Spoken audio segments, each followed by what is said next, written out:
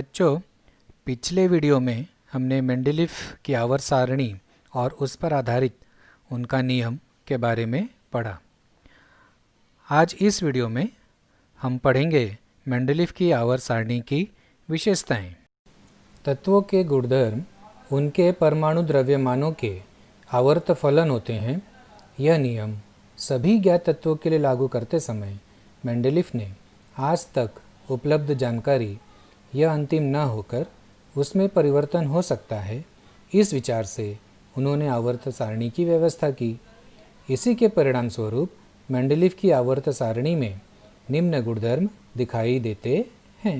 आइए एक एक करके देखते हैं मेंडेलीव की आवर्त सारणी की विशेषताएं क्या हैं। पहली विशेषता, आवर्त सारणी में गुणधर्म के अनुसार योग्य स्थान देते बने, इसलिए कुछ तत्वों के परमाणु द्रव्यमान पुनः जांचकर दुरुस्त किए गए।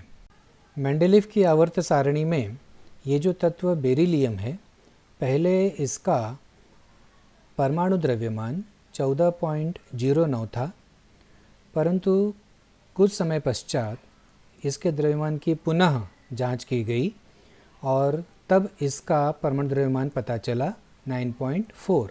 इसीलिए यह मेंडेलीव की आवर्त सारणी में बोरान के पहले आ गया। पहले क्या था? 14.09।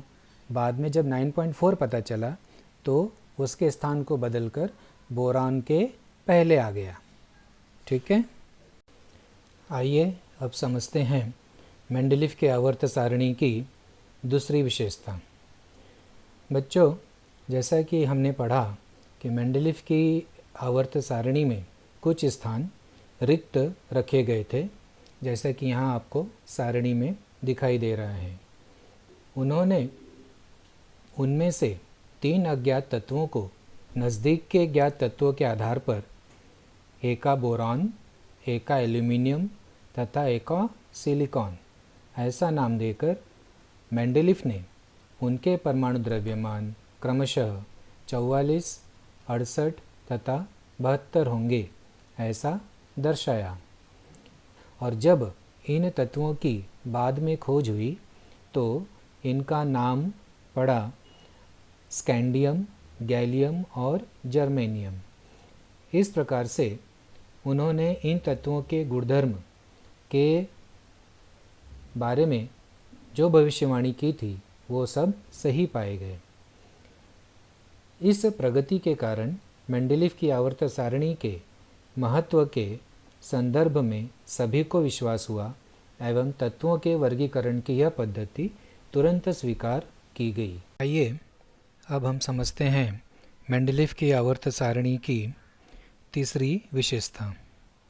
मेंडेलीव की मूल आवर्त सारणी में निष्क्रिय गैसों के लिए कोई स्थान नहीं था। निष्क्रिय गैसों का अर्थ है जो गैसें रासायनिक क्रियाओं में भाग नहीं लेती, उन्हें हम निष्क्रिय गैस कहते हैं। परंतु 19वीं शताब्दी के अंत में हीलियम, नियॉन, आर्गन इत्यादि निष्क्रिय तत्वों की खोज हुई तो मेंडेलीव ने मूल आवर्त सारणी में किसी प्रकार का कोई व्यवधान उत्पन्न किए बिना शून्य समूह निर्माण किया तथा उसमें निष्क्रिय तत्वों को उचित स्थान दे दिया। इस प्रकार से हमने मेंडेलीव की आवर्त सारणी की तीनों विशेषताएं देखी।